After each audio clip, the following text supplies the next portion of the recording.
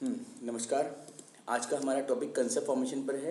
Concept formation एक teaching model है और मॉडल्स क्या होते हैं इस संबंध में हम चर्चा पहले कर चुके हैं। मॉडल्स ऑफ टीचिंग का हमारा ऑलरेडी वीडियो अपलोडेड है यूट्यूब चैनल पर। तो अभी आप सभी से निवेदन है कि इस वीडियो को देखने से पहले आप सब मॉडल्स ऑफ टीचिंग का वीडियो देख लीजिए, ताकि आपके अंदर एक जो अंडरस्टैंडिंग है कंसेप्ट की, मॉडल ऑफ टीचिंग की, वो विकसित हो जाए। तो उन सारे मॉडल्स के अंतर्गत एक मॉडल आता है concept formation model. Concept formation model is an inductive teaching strategy that helps student form a clear understanding of a concept or idea through studying a small set of examples of the concept। यानी कि जो concept formation model जो हमारा है, ये क्या है? ये इंडक्टिव टीचिंग स्ट्रेटजी है। इंडक्टिव टीचिंग स्ट्रेटजी का मतलब आपको पता है, इंडक्टिव मेथड्स आपने पढ़े होंगे। इंडक्टिव मेथड में क्या होता है कि पहले हम बच्चों के सामने बहुत सारे एग्जाम्पल प्रस्तुत करते हैं, बहुत सारे उदाहरण प्रस्तुत करते हैं। अब बच्चा उन उदाहरणों में से जो सिमिलर कॉन्सेप्ट होते हैं उनको एसिमुलेट करता है, उनको पिक कर लेता है और उसके आधार पर फिर उसका एक अपनी अवधारणा बनती है। उस अवधारणा को ही बनाना एक शिक्षक का उद्देश्य होता है कंसेप्ट फॉर्मेशन के माध्यम से। ठीक है, क्योंकि नाम ही इसका है कंसेप्ट फॉर्मेशन, यानी कंसेप्ट को बनाना, अवधारणा को विकसित करना या अवधारणा का निर्माण करना। तो कैसे करेंगे, एक उदाहरण से हम समझते हैं। हम गणित शिक्षण की बात करते हैं। गणित शिक्षण में आप बच्चे को जैसे ट्रायंगल पढ़ा रहे हैं, त्रिभुज पढ़ा रहे हैं। अभी आपने त्रिभुज क्या होता है ये समझाना है और त्रिभुज शब्द का प्रयोग आपने बिल्कुल नहीं करना है। आप बच्चों के सामने बहुत सारे ज्योमेट्रिकल फिगर्स दे देंगे, उसमें कुछ ट्रायंगल होंगे, कुछ रेक्टेंगल होंगे, कुछ इस तरह के बहुत सारे फिगर्स होंगे। बच्चों से कहा जाएगा कि इनमें से वो फिगर्स आपको पिक करने हैं जिनमें केवल 3 ही साइड्स हैं या 3 ही लाइन सेगमेंट दिख रहे हैं। तो बच्चे डेफिनेटली जो ट्रायंगल होता है, क्योंकि ट्रायंगल में 3 साइड्स होती हैं, 3 एंगल होते हैं। चलो एंगल वाला कंसेप्ट तो हम बच्चों को नहीं समझा रहे हैं, लेकिन 3 साइड्स होती हैं। हिंदी में उसको त्रिभुज भी कहते हैं। तो 3 साइड्स वाले जितने फिगर्स हैं उनको सबको कलेक्ट कर लिया उन्होंने और बाकियों को अलग कर दिया। फिर हम बच्चों से ये कह सकते हैं कि जो भी आपने अभी फिगर लिए हैं उनमें क्या क्या सिमिलैरिटी है। तो पहली सिमिलैरिटी तो वही है जिसके आधार पे उन्होंने तीनों त्रिभुज, जितने भी त्रिभुज आकार के फिगर वो थे, आपके ऑब्जेक्ट थे, उनको अलग किया था। यानी कि 3-3 साइड सब में है। इसके अतिरिक्त और क्या खूबियाँ हैं या और क्या विशेषता है जो सब में समान है, ये ढूंढने के लिए हम बच्चे से कहते हैं। और निश्चित रूप से जब बच्चा उसे ढूंढता है तो हम कोई सहायता नहीं करते, बच्चा खुद देखता है कि उसमें 3 कोने बन रहे हैं और हर किसी में 3-3 कोने हैं, सब में 3-3 एंगल बन रहे हैं। तो इस तरह से बहुत सारी विशेषताएं, कुछ जो वास्तविक होती हैं और कुछ जो हो सकता है कि बच्चा मिसकंसेप्शन के थ्रू लिख देता है, वो वहाँ पर प्रस्तुत कर देता है। ठीक है ना। और अंततः आप बच्चों के द्वारा निकाले गए इस कंक्लूजन के आधार पर ही बच्चों को ये बताते हैं, क्योंकि इन सभी में 3-3 भुजाएं हैं तो इसको हम त्रिभुज कह सकते हैं, या 3-3 एंगल्स हैं तो इसको हम ट्रायंगल कह सकते हैं। ठीक है, तो ये एक ब्रीफ इंट्रोडक्शन था कंसेप्ट फॉर्मेशन का। आइए इसको हम कैसे यूज़ कर सकते हैं इस संबंध में हम जानते हैं। When a student form a concept from its example, he or she knows more than the definition of the term। जब भी बच्चा किसी भी कंसेप्ट को उदाहरणों के माध्यम से बनाता है, जो कि मैंने आपको अभी एक एग्जाम्पल देके समझाया था त्रिभुज का, तो वो जो कंसेप्ट है वो कभी बच्चा भूलेगा नहीं। जैसे अभी बच्चे ने बहुत सारे त्रिभुज लेकर के बताया कि इसकी 3 भुजाएं इसलिए इसको त्रिभुज कह सकते हैं, इसमें 3 कोण है इसलिए इसको हम त्रिकोण कह सकते हैं। तो अब वो उसका दिया गया नाम है जिसको अपने जीवन में कभी नहीं भूल सकता। ठीक है ना। जबकि हम अगर परिभाषा रटने के लिए कहें बच्चे से या परिभाषा समझाएं तो हो सकता है बच्चा भूल जाए, क्योंकि यहाँ पर बच्चे ने स्वयं करके सीखा है, एनालिसिस स्वयं उसके द्वारा किया गया है। To help student from the concept the teacher help them to.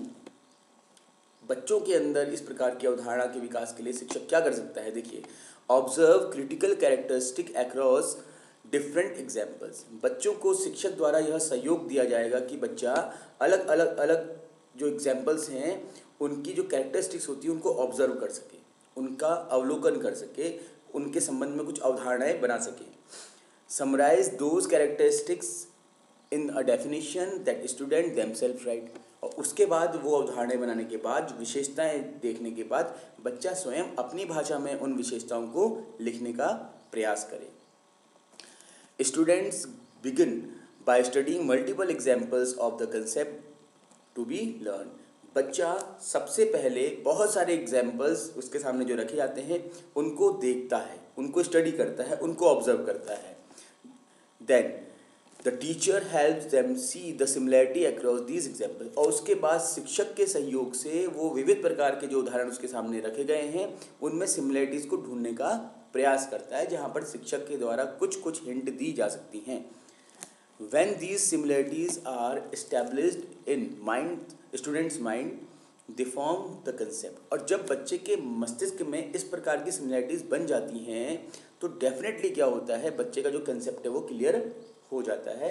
इस प्रकार से हम कह सकते हैं कि इन प्रक्रियाओं से कंसेप्ट फॉर्मेशन हो जाता है।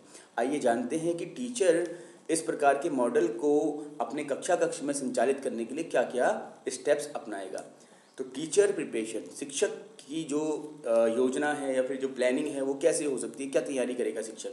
सिलेक्ट अ कंसेप्ट, सबसे पहले तो एक कंसेप्ट सिलेक्ट करेगा कि उसको क्या कंसेप्ट बच्चे को डेवलप करना है या फॉर्म करना है।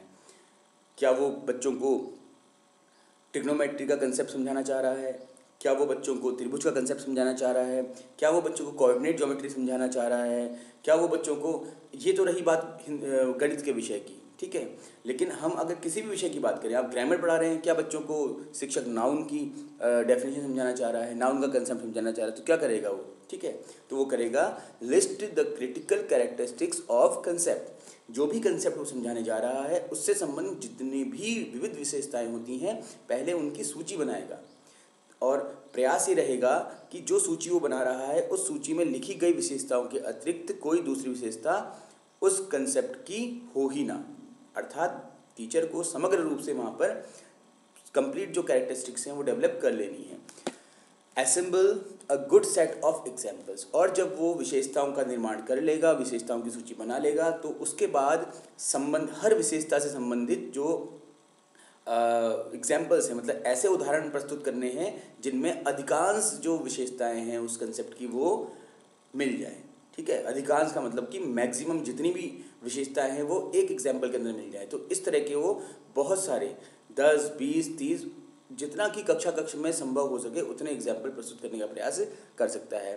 और आप लोगों को मैं बताना चाहूँगा कि बच्चों को जितने उदाहरण ऑब्जर्व करने का अवसर दिया जाए, बच्चों का कंसेप्ट फॉर्मेशन उतना ही बेहतर होता है, लेकिन उदाहरण हमेशा अलग अलग क्षेत्र के होने चाहिए।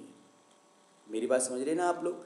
अलग अलग क्षेत्र के इसलिए होने चाहिए क्योंकि कहीं बच्चे के मस्तिष्क में ये प्रश्न आए कि किसी एक क्षेत्र में शायद ये ना पाया जाता हो। उदाहरण के लिए आपने कक्ष के बहुत सारे ऑब्जेक्ट हैं उनमें बच्चे को ट्रायंगल दिखा दिया, आपने घर के बहुत सारे ऑब्जेक्ट्स होते हैं वहाँ पर ट्रायंगल कहाँ मिलता है वो दिखा दिया, आपने मॉल के बहुत सारे ऑब्जेक्ट्स होते हैं उनमें ट्रायंगल कहाँ मिलता है ये आपने दिखा दिया।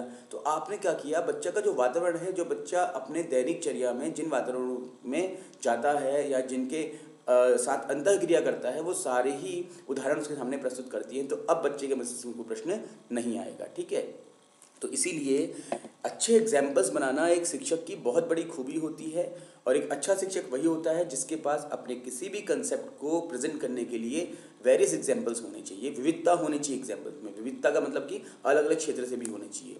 Make a data organisation chart, अब इसके बाद वो बच्चों के द्वारा जो भी आकलन होने वाला है उसके पश्चात जो बच्चे नोट डाउन करेंगे उससे संबंधित एक चार्ट को डेवलप करेगा, ठीक है। Then after assemble a good set of non example, अभी तो उसने good set of examples develop किए, ऐसे उदाहरण जिनमें सारी विशेषताएं पाई जाएंगी।